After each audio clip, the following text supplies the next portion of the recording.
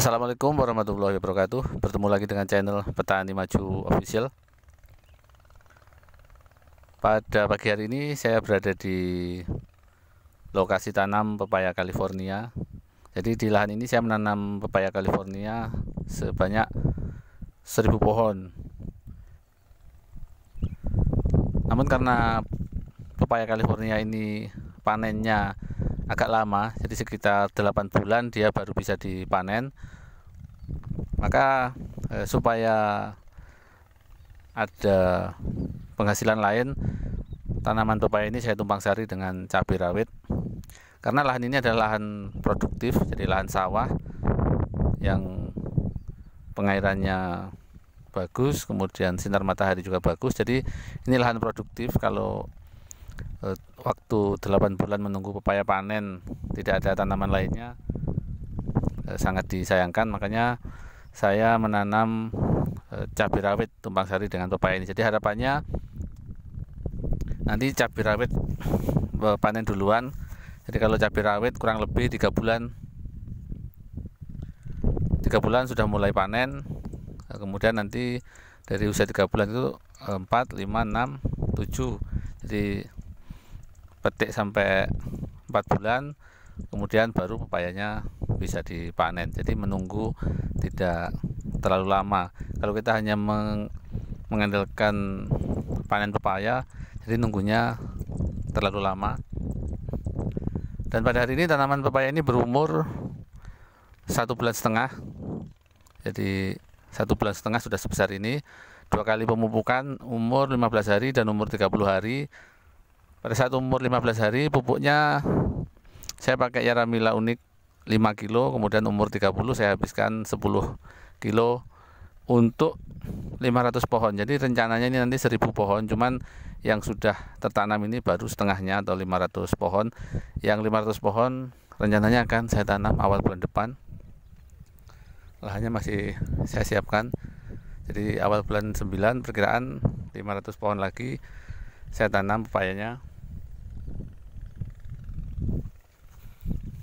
Adapun untuk tanaman cabenya ini berumur hari ini tanggal 18 Agustus berarti 18 hari. Jadi tanamnya kemarin tanggal 1 Agustus 2021.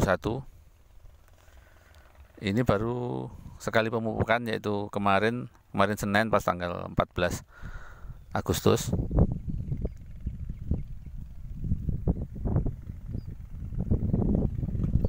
Bagi Anda yang belum subscribe atau yang baru saja menemukan channel ini, silahkan subscribe dulu.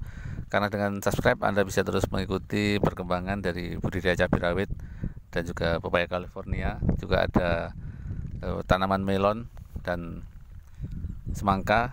Jadi barangkali video-video yang saya sajikan bermanfaat untuk Anda, menambah wawasan Anda di dunia pertanian. Silahkan di subscribe dulu channelnya, karena dengan subscribe Anda akan selalu mendapatkan video-video terbaru dari channel ini. Anda bisa menontonnya kapanpun Anda inginkan, dan itu semua gratis.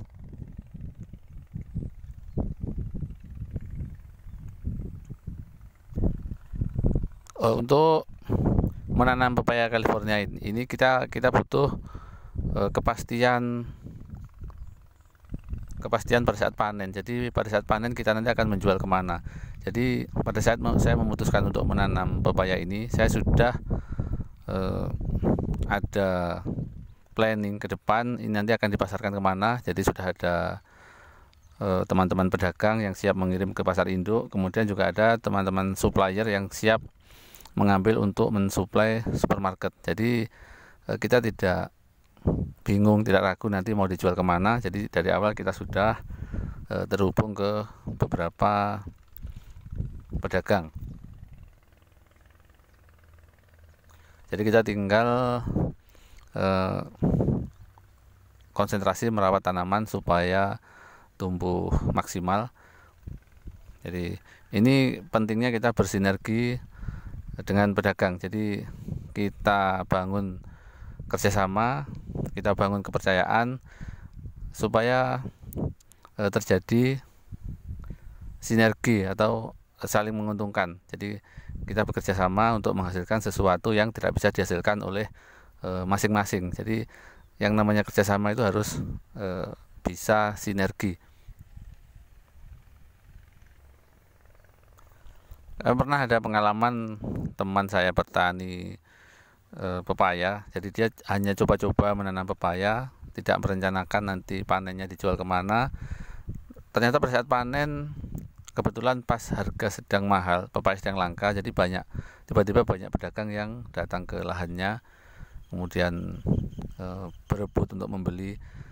Namun setelah 2 bulan berlalu, tiba-tiba harga turun, jadi banyak sekali pepaya yang siap panen.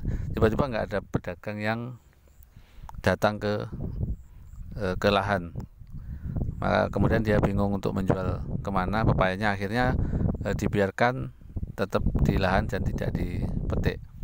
Itu kisah nyata. Jadi walaupun tidak saya sebutkan namanya, intinya buat pelajaran kita, kalau kita menanam pepaya, kita harus pastikan dulu nanti penjualannya kemana.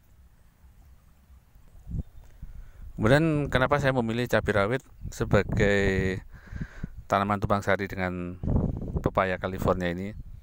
Karena menurut saya cabai rawit cenderung lebih mudah perawatannya dibandingkan cabai merah besar. Kemudian menurut prediksi saya, jadi perkiraan panen cabai rawitnya ini nanti sekitar bulan November, Desember, Januari, Februari. Jadi memasuki pergantian musim antara musim panas ke musim penghujan. Biasanya kecenderungan harga akan lebih tinggi.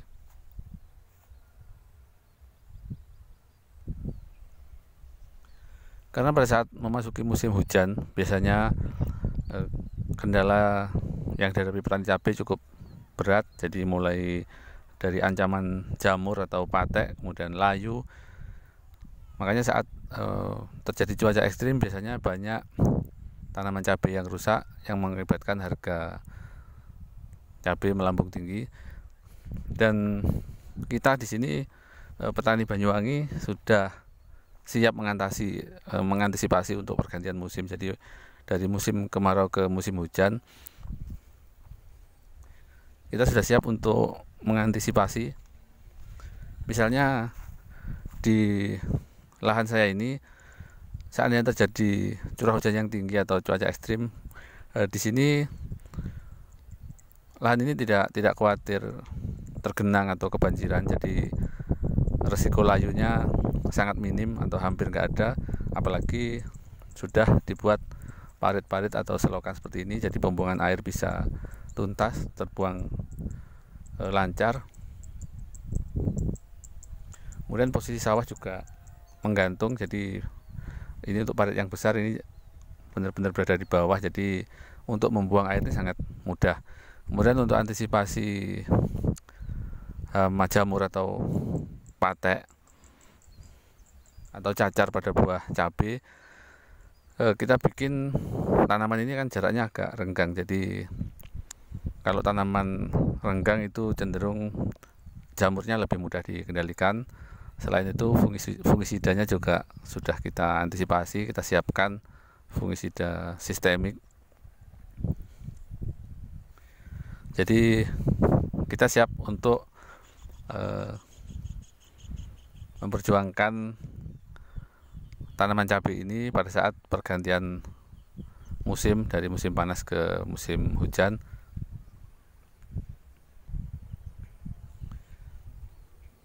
Namun itu semua hanyalah sebatas usaha. Jadi kita maksimalkan saja usaha, masalah hasilnya kita pasrahkan pada Yang Maha Kuasa.